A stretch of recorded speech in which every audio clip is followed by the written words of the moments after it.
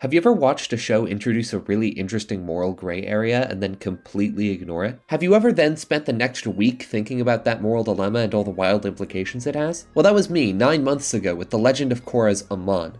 I made a whole half-hour video about this guy because his plotline is such a train wreck. Go check it out if you're interested. To summarize it super quick, in the world of Avatar there are these people called benders, who are basically wizards who can control one element: earth, fire, water, and air. About a quarter of the people in this universe can bend, leaving everyone else as a normal human. Now, in this sequel series, a revolutionary leader called Amon pops up who says there's a ton of oppression against non-benders in society, and that for people to become truly equal, he needs to take away everyone's bending. The oppression of non-benders is a really interesting idea, and could make for an extremely morally complicated situation with a lot of nuance in the possible solutions, and they never address it. Instead, they have Amon become a terrorist who blows up half of Republic City. The main characters instantly stop thinking about the moral gray area. Then, once he's defeated, the subject of non-bender oppression, the thing the entire first season hinged on, is never brought up again. Not in the rest of the season or any of the 3 seasons that came after it. This is the debate and switch. It's a trope with 4 steps. Step 1, there's some sort of problem and the antagonist will come in with a possible solution. Often, somebody else, usually but not always the heroes, will have a different solution. None of the solutions are perfect, and if there's more than one, both of them can't exist at the same time. In The Legend of Korra, the problem is the oppression of non-benders. Amon's solution is to take away people's bending so that everyone will become a non-bender. Nobody else really puts forward a solution, but all of the main characters oppose Amon. Step 2, the debate begins. None of them are perfect, but which idea is best? This makes for a really interesting morally gray problem. For example, in The Legend of Korra, it's whether violence and taking away people's bending are valid methods to stop oppression. Is the oppression bad enough that a level of violence is necessary? Is violence ever necessary? Will anything fundamentally change without it? This is a really cool conflict. Step 3, have the antagonist do something extremely morally reprehensible. Suddenly, the whole conflict of the story switches. Instead of this being a really interesting battle between 2 or 3 different opposing perspectives, it just becomes about stopping the big murder bad guy from killing the love interest. This happens when Amon takes over and then starts bombing Republic City. If he really cared about non-bender oppression, he wouldn't be blowing up all those buildings with innocent non-benders in them. Plus, this bombing accomplishes literally nothing toward his stated goal. Step 4, don't resolve the moral gray area and never bring it up again. In The Legend of Korra, after Amon bombs the city, they don't mention non-bender oppression for the rest of the season. It's not that it doesn't exist, all the characters say it does in the first season and nobody ever really states otherwise. It's a real problem, and they just leave it there. This trope sucks, and here's why. Fiction is all about setting up problems and coming to a satisfying solution. It's the whole basis of conflict, which is what drives every story under the sun. What the debate and switch does is set up a really complicated, fascinating problem, distract people with a flashy but much less interesting conflict, and then sweep the first problem under the rug when the audience isn't looking. There are 2 major issues here. The first is that the really cool conflict never gets resolved. The problem is still there and it never goes away. The audience is just supposed to ignore it since none of the characters talk about it anymore. Then that conflict taints the season finale or even the entire rest of the series. Like, in season 3 of The Legend of Korra, a bunch of people suddenly gain the ability to airbend. If the oppression of non-benders is real, then they all just moved up a rung in society, and yet they don't explore that at all. Nothing about the new airbenders staying true to the cause of non-benders, none of them abandoned the needs of non-benders because they're privileged now too. The story literally never addresses any of the implications of this huge change. The oppression of non-benders was what the entire first season was about, and it was never properly resolved, so it gnaws at the back of my head when I'm trying to enjoy the rest of the show. The second issue is that the new conflict they introduce is usually way more boring than the first one. As cool as Amon is, he looks awesome, sounds awesome, and does some really spooky stuff. Having him be a generic evil guy is a lot less interesting. Plus, this second conflict tends to be pretty rushed. Since the villain usually changes character so much once they do the big evil murder thing, the story basically has to set up a whole new personality and goal for the heroes and the villain in like a third of the runtime. Amon's biggest sidekick, Hiroshi Sato, goes from a nice and caring father to trying to kill his daughter with a mecha in like 2 episodes. So what you're left with is a much more boring and generic stop the big evil guy plotline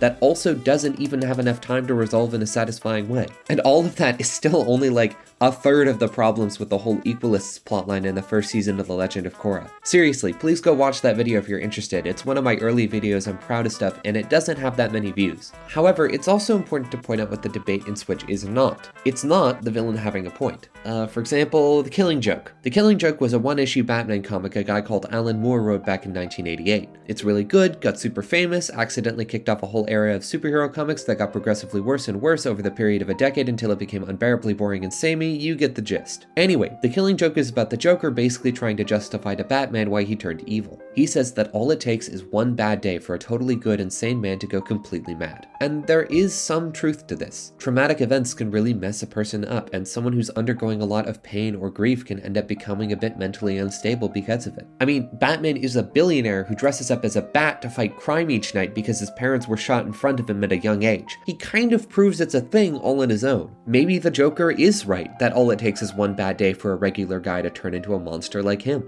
But here's the catch. Batman has a better point. See, it's true that one bad day did make him lose himself a bit, but instead of terrorism, he started stopping injustice wherever he could find it. He channeled his righteous anger into something productive, something that will help the people of the extremely corrupt Gotham City. Plus, the Joker has been putting Commissioner Gordon through horrible torment the whole comic, and he's come out of that just as sane as he entered, only a bit worse for wear. Yeah, the Joker has a point that one bad day can make people do terrible things, but that doesn't always mean they'll become awful because of it. Sometimes they improve. Sometimes they just need some therapy. Also, the villain doesn't have to be proven wrong. For a more lighthearted example, you've got Yzma from The Emperor's New Groove. Yzma hates the main character Kuzco. She thinks he's an annoying, useless tumor attached to the Empire, more concerned with his own luxury than with actually ruling. Kuzco must be eliminated.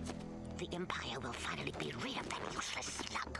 Well, you got a point. No one really seems to care that he's gone, do they? And you know what?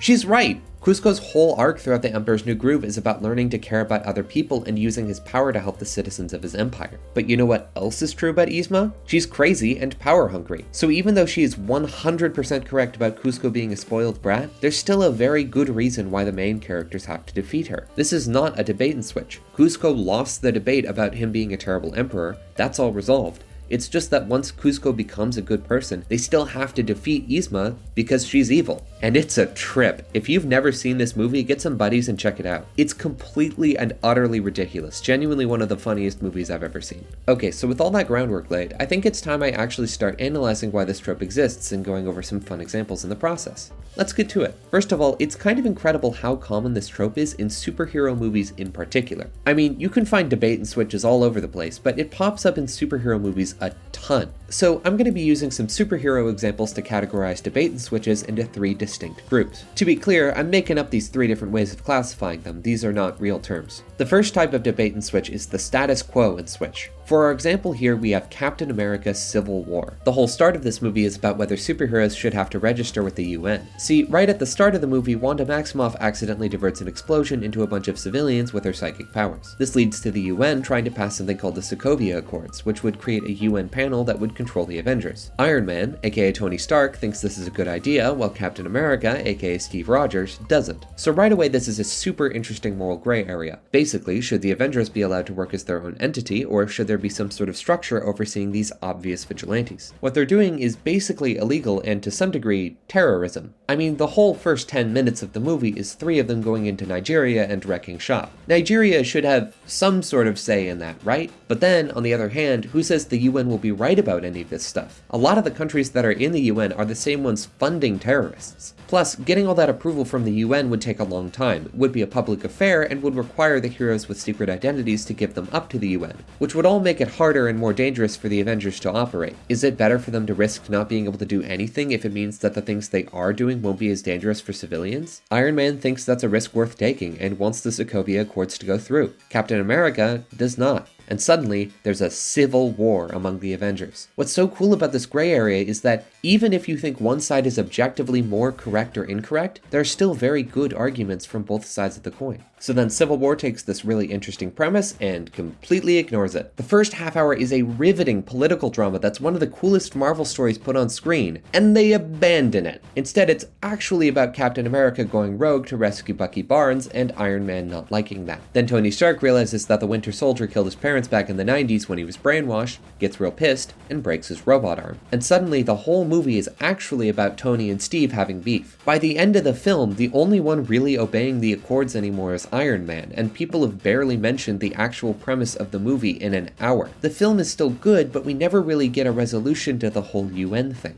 Why? Well, the MCU has a ton of movies and shows after this, and a good 80% of them include at least one Avenger. If people actually followed the Accords, that would mean all of the Avengers would have to be getting approval from the UN for everything they do, and none of them could ever operate with secret identities, which would screw over Spider-Man a lot. Basically, if the Accords fail, then the movies can continue on like normal, but if they stay, that's either going to completely upend the storylines for every single Avenger afterward, or someone's going to have to spend a good third of a later movie getting rid of them. That's why the only one who actually follows them is Iron Man, who doesn't have any movies after this. The Accords stick around, but the only time they actually matter after Civil War is during the fight against Thanos. They cannot stay relevant, or else the MCU movies are going to be way harder to write. But the problem for the MCU is they don't have a perfect argument against the Sokovia Accords, or at least some sort of watered down version of it. The US does have really disproportionate control over the Avengers, and it makes sense that they should have to get approval from the rest of the world before going into other countries and wrecking shop. So the writers have to make sure that option seems like the worst of the two, which is why they have Iron Man say it, and then have him be completely unreasonable for the rest of the movie. They also can't cut the UN stuff from the movie because the debate was a huge part of the marketing. It got fans all over the internet talking about which side was right, which meant everyone was hearing about the movie 24/7. Plus, Civil War is an adaptation of a super popular storyline from the comics, so it would get all the fans of that story to show up and see the movie too. So to balance these two opposing forces, Civil War has to pull this crazy distraction magic trick where they change the main conflict of the plot a third of the way through and hope you forget about the first 30 minutes. This is why I call it the status quo and switch. In this moral gray area, one side would completely upend the whole balance of a franchise, and so no matter who's actually correct, that side has to lose. And so they make that side do something evil or completely change the conflict so they could ignore the whole moral gray area from the start of the movie. The huge part of the plot about the UN is left hanging there, and again, it's all I can think about whenever I watch an MCU movie after that. Then we've got the second type of debate and switch, the straw man and switch. This is mostly the camp that Amon falls into, but for the sake of having another example, let's talk about Bane from The Dark Knight Rises. So in this movie, there's this thing called the Harvey Dent Act, which somehow wiped out all organized crime in Gotham City. However, it has also imprisoned hundreds of people for 20 years without parole. If you were involved with organized crime in any way, even if you're just the accountant for a bunch of mobsters, you are getting 2 decades in prison with no parole. So then Bane comes in and points out that this is unfair and also based on the lie that Harvey Dent was a good guy, when in reality he became the murderer Two-Face. Plus, despite Gotham's lower crime rate, there's still a ton of technically legal but still terrible corruption in the city, with the rich handing out bribes and working together to oppress the rest of Gotham. Bane also wants to blow up Gotham with a nuke. Okay, so Bane has this whole rhetoric about how Gotham is corrupt and how the people need to take control of the city again, so he traps every single police officer in the sewers and frees all of the prisoners who are all already carrying AKs when they walk out of the prison, and he also gets the citizens to hold sham trials of various people, including Commissioner Gordon. But he also wants to blow up Gotham with a nuke because he thinks it's beyond redemption. So why the hell is he doing all this liberation stuff if he's just gonna blow up Gotham anyway? To make an example out of it, that's really dumb. Then it turns out that the person with the detonator is actually Talia al Ghul, and she's on a whole revenge play to complete her father Ra's al Ghul's goal of destroying Gotham. Then nobody ever acknowledges the city's corruption or the prisoners without parole ever again. So basically the movie goes from being about a well-intentioned extremist trying to prove to Gotham City how corrupt and brutal it is, and then they make it so he wants to blow up Gotham to achieve the goals of the first movie's villain instead. The movie never actually disproves Bane about how the city is corrupt. Instead they just have him be a crazy murder psychopath. Then Batman beats him up, blows up the bomb far away from Gotham, he's an awesome hero, and nobody has to think about Gotham being corrupt ever again. See, the reason why this happened is that if Batman actually had to directly confront Bane's ideology without him being a crazy murder nuke man, he'd have to make a convincing argument for why those prisoners don't deserve parole, or how the police in Gotham aren't corrupt, or why the rich people of the city don't deserve public trials. And that would be a pretty difficult argument to make, especially since Batman is himself one of those super rich Gothamites. If we have the villain be too correct, then the audience might start agreeing with him. It might make Batman seem like he's the bad guy, a billionaire who's putting people in prison with brutal sentences instead of going after his fellow corrupt oligarchs. We can't have that, so instead the movie pulls a straw man and switch, where they make Bane a straw man of how an anarcho-communist would actually act, and then also make him a violent murder psycho, and then Batman becomes the hero by default because he saves all of Gotham from a violent murder nuke man. The movie doesn't actually want to confront any of the good points Bane makes because even though they disagree, Bane is basically correct, so instead they have to find some other reason why Batman needs to stop him, hence the nuke. Then you've got the final and generally least problematic type of debate and switch. The, hey wait a second, and switch. This is kind of cheating since it's not technically a debate and switch, but it's a very closely related trope with similar problems, so I thought I'd cover it anyway. This is when the villain is pretty much a straight bad guy the whole way through, but at some point has a line that makes you go, hey wait a second, that's actually a pretty good idea. For this example, I'm gonna go with Syndrome from The Incredibles. For most of the movie, he's a pretty awesome, straightforward bad guy. He doesn't have powers, he's super jealous of the people who do, so he goes out of his way to kill all the superheroes he can so he'll be the only one left. In the process, his villainous actions prove he could never have been a hero in the first place. But then he delivers the movie's most iconic line. And when everyone's super, no one will be. I have had this idea stuck in my head for years now. See, right here he's talking about selling his gadgets to all the citizens of the world, devices that will put them on the same level as all the supers. Explain to me why this is a bad thing? Yeah, obviously some of them would be super unsafe, we wouldn't want 5-year-olds flying around in rocket boots, but some of them could have major positive impacts on society. These helicopter things could be a brand new fast way of getting around, his telekinetic hand ray could allow people with only one arm to carry larger and heavier objects, and whatever magic hair jelly invented to get his due to stay up like that could probably be used for some sort of greater purpose. But then Syndrome does a villainous chuckle right after and nobody else brings it up as a good idea, which makes it seem like it's a bad thing. How is this guy evil again? Oh, yeah. See, Syndrome wants to destroy the very idea of supers until he's the only one left, and to do that, he's been killing all of them. But then, after he's done being a hero, he wants to sell his inventions to the citizens so that supers aren't special anymore. But it makes it seem like the only reason why this is a bad thing is that the supers won't be a special class of more powerful people anymore. That's a really weird message to send, you know? It's bad to bring up everyone to the level of this group of superpowered elites because then the elites won't feel special anymore? Is that what I'm supposed to take away from this? I love 98% of The Incredibles, but I hate this line because it opens up a barrel-sized can of worms that the movie does not take any time to unpack. Okay, just to be clear, hate is a strong word. It's a cool line, don't get me wrong, I just think it damages the themes and message of the movie quite a bit. If this were at the start of the movie and other characters addressed it, it could make for a really interesting moral gray area where the villain of the movie is also inventing all sorts of machines that will help society. But no, it comes right near the end and nobody ever addresses it. So those are the 3 types of debate and switch, the 3 main reasons why writers will drop a moral gray area to make the conflict black and white. They want to introduce a gray area to make their story cool or to sound smarter than it actually is, but they don't want to commit to the villains being right about some stuff. And before I go any further, do you want to get a gray area back? Well, if you hit that black and white subscribe button beneath the video, it'll introduce a brand new gray subscribe button, and will also help my channel a ton. Also leave a comment about a moral gray area you thought was handled really well or poorly. Also, this just in, I have a Ko-fi now. It's basically a little place you can tip me if you enjoy my work. I'd really appreciate it, and it'd help keep me on this platform. Anyway, back to the video.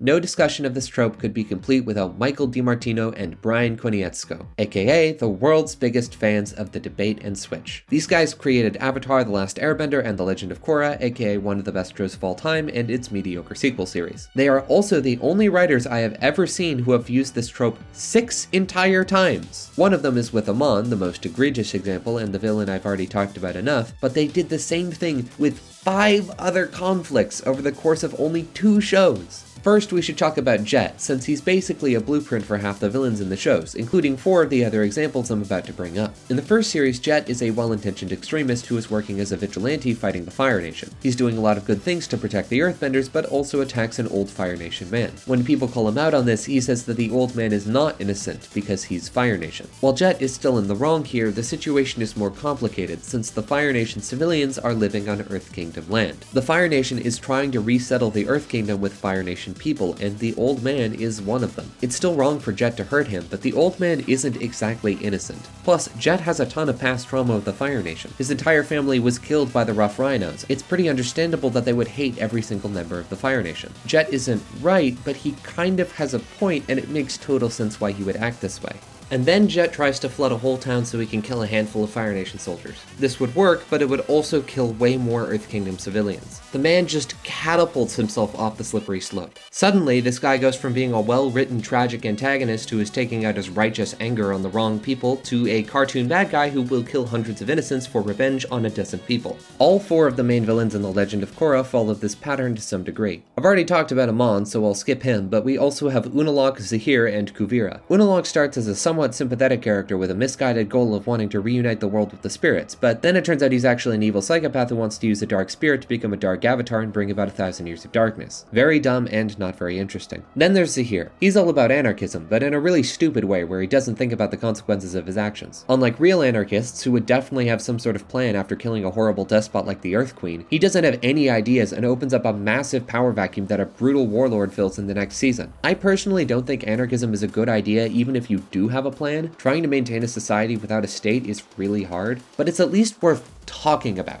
Zahir makes a lot of good points that go completely unaddressed because the writers decided to make the villain who's supposed to be intimidating a complete moron. Same thing with him wanting to destroy the Avatar. He doesn't hate Korra, he just thinks that having a person born as a super cop who influences all world politics is a bit of a bad idea. The Avatar is basically a monarch with superpowers, which is insanely dangerous. Imagine if Aang had been born in the Fire Nation instead. He would have been indoctrinated into nationalism and the Fire Nation probably would have won. So Zahir wants to kill Korra while she's still in the Avatar state to end the cycle for good, and the writers make it so that the only way to do that is by poisoning her in the most aggressively violent way possible. Same with him killing the Earth Queen. It's this big spooky suffocation thing when in reality he's killing a comically evil authoritarian despot. Finally, there's Kuvira. She's pretty controversial at the start of the season since she's a bit authoritarian but also pretty competent and the only person trying to rebuild the Earth Kingdom after the death of the Earth Queen. Plus, the only other real option is Prince Wu, a comically incompetent whiny brat, and Kuvira correctly points out that going back to a monarchy would undo years of progress. So the only 2 real options are a somewhat authoritarian but competent military leader and a lazy, whiny, bored prince. What do you do when there are no good options? Well, it turns out you go with the prince since it's announced halfway through the season that Kuvira is building a super weapon and is putting people in camps. And it also turns out that the prince tries to make the Earth Kingdom a democracy by the end. So that whole moral gray area fell apart. God, are these guys allergic to following through on nuanced villains? I know they can do it. They did it with Zuko. They just refuse to do it with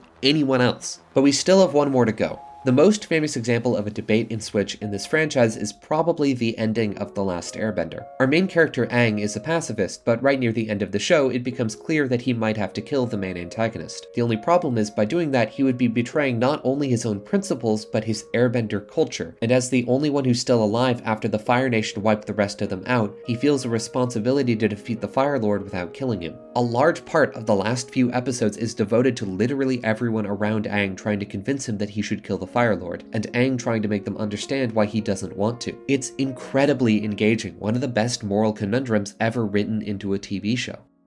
Then, in the last episode of the show, a big lion turtle, a creature we've never seen before, shows up and gives Aang energy bending, a power we've never heard of before. This Deus Ex lion turtle means now Aang can take Ozai's bending away permanently. The whole debate about the morality of killing the Fire Lord completely vanishes. And yeah, the ending is still awesome, with Aang proving the Fire Lord's might makes right ideology wrong and defeating him with the most important principle of the people that the Fire Nation nearly wiped out. Blah blah blah, it's amazing. But it also completely invalidated the single best moral gray area the show ever introduced. Like, what would have happened if the lion turtle had never shown up and Aang had to face Ozai without energy bending? What would he have done? We never get an answer, and that's a shame because it was the most interesting question the series ever posed. With that, you might be wondering what I mean when I say I want a resolution to these questions. Throughout this video, I've talked about how, even when the villain is worse than the hero, when a moral gray area is introduced, it needs to be dealt with. I kind of explained this earlier with the killing joke in The Emperor's New Groove, but I think it's time I actually delve into what I mean by resolving the moral gray area.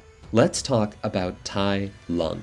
Tai Lung is the main villain of the animated movie Kung Fu Panda, which, in case you haven't seen it, is an absolute masterpiece. Seriously, everything from this film seems like it would be horrible from the outside, but I promise you, it is incredible, and it has one of the best villains in animation too. This is Tai Lung. He is the adopted son of Shifu, who is one of the greatest living Kung Fu masters. For all his childhood up until he became an adult, Shifu trained Tai Lung to become the Dragon Warrior, a legendary Kung Fu master who is worthy to read the Dragon Scroll. But when Tai Lung came forward to claim it, Oogway, the inventor center of Kung Fu and Shifu's master, denied him the scroll, and Shifu sided with him. Oogway saw darkness in Tai Lung, and he was right, because after he was denied the scroll, Tai Lung went on a rampage before trying and failing to take the scroll from Oogway. So we're already getting a bit of a moral gray area since Tai Lung was denied the thing he trained his whole life for, and Shifu sided with Oogway instead of him. Then, later, Tai Lung escapes. He's super intimidating, an absolute monster who single-handedly wrecks the Furious Five, and he's making his way to the Jade Palace to retrieve the scroll. Oogway passes on to the next life, Shifu trains the main character Po, and after proving his worth, Po gets the scroll. Turns out it's blank, and nobody thinks Po can defeat Tai Lung. So, in a moment of self-sacrifice, Shifu decides to hold off Tai Lung as best he can while everyone else escapes. And then we get the confrontation between Shifu and Tai Lung, aka the second best scene in the whole franchise. This absolutely incredible fight scene is one of the most heartbreaking things in any animated movie. Tai Lung is throwing himself at Shifu, brutally berating him the whole time. To paraphrase what he said, Shifu filled his head with dreams. He trained Tai Lung until his bones cracked. He denied Tai Lung everything he had been promised for his entire life, siding with his master over his own son. Tai Lung has a point. Shifu really did betray him, promising that he would become the greatest kung fu master to ever live, only to tear that away from him at the last minute. He has a right to be angry. Then Tai Lung, noticing Oogway is gone, turns to Shifu, the new authority over the Dragon Scroll. Tai Lung tries threatening Shifu into giving him the scroll, but Shifu resists. Then, in this heartbreakingly, terrifyingly beautiful scene, Tai Lung lets it all out. Everything he ever did, all the training he went through was to make Shifu proud. Now all he wants is for Shifu to say he is. And here's the best part. Shifu does. He is proud of Tai Lung. He loves him. And to paraphrase some more, it was that pride that blinded him. Shifu defends his decision to side with Oogway, realizing that it was the right thing to do, but acknowledges that he shouldn't have filled Tai Lung's head with dreams only to deny them. He screwed up, and he's sorry. For a few seconds, Tai Lung's glare softens. He was not expecting Shifu to say that. Now, Shifu is offering a hand out to him, the chance to be forgiven and make up for what he did. But a moment later, Tai Lung's glare returns, and he swats the hand away. He still wants the scroll. Then Po comes in and he challenges Tai Lung, and it's a really fun fight that emphasizes the value of hard work and playing to your strengths, and it's really good too. Seriously, this whole thing between Shifu and Tai Lung is only one of this movie's 3 different incredibly thematically powerful plotlines, and all 3 are really good, but if I went on trying to explain the other 2, we'd be here for another half hour. Imagine how much worse this scene would be if, after being confronted with, "All I ever did, I did to make you proud," Shifu responded with, "You're really angry, Tai Lung. That means you don't deserve the scroll." All of the emotional weight would be gone. That was a terrible impression. Those were terrible impressions. I'm sorry. All of the powerful broken familial ties that make this scene so phenomenal would vanish. The fight between Shifu and Tai Lung does an incredible job at resolving this plot's moral gray area with a satisfying, true answer to the problem. Yes, Shifu was wrong to have filled Tai Lung's head with dreams, to have told him that he was going to be Dragon Warrior, only to deny him the scroll at the last second. He made Tai Lung feel like nothing, put him through hell for nothing. But that does not change the fact that a man as dangerous as Tai Lung should not have the powers of the Dragon Warrior. Shifu gave him the chance to stop being a dangerous monster, and Tai Lung threw it away. This is how you resolve a moral gray area. You actually make your characters flawed. For most of the first movie, Shifu was not a good person. He was a stern jerk who physically abused Po to try to get him to quit Kung Fu. But he grows so much throughout the story that when he acknowledges his past mistakes in the climax, it feels completely earned. Shifu tries his absolute hardest to reconcile with Tai Lung, but Tai Lung refuses. Now Shifu really is the good guy and Tai Lung is the villain. If Shifu didn't acknowledge his faults here, then when Po fought Tai Lung, we'd all be thinking about how he's actually the victim in this situation. But the writers resolved the gray area perfectly, and now that it's gone, we get a really awesome fight scene and can watch Po beat the crap out of Tai Lung afterward. No mixed feelings required. This is why Debate and Switch is bad, because we miss out on scenes like these that provide a satisfying conclusion to a plotline and causes character growth in one of our protagonists. Shifu versus Tai Lung took the moral gray area and put it on full display before completing 2 characters' arcs at the same time. Meanwhile, The Legend of Korra introduces ambiguity because it sounds cool, then throws it in the closet and hopes you forget about it while Unalaq turns into a big dumb kite monster. But you don't forget the ambiguity, because that was the most interesting part of the story, and now it's gone.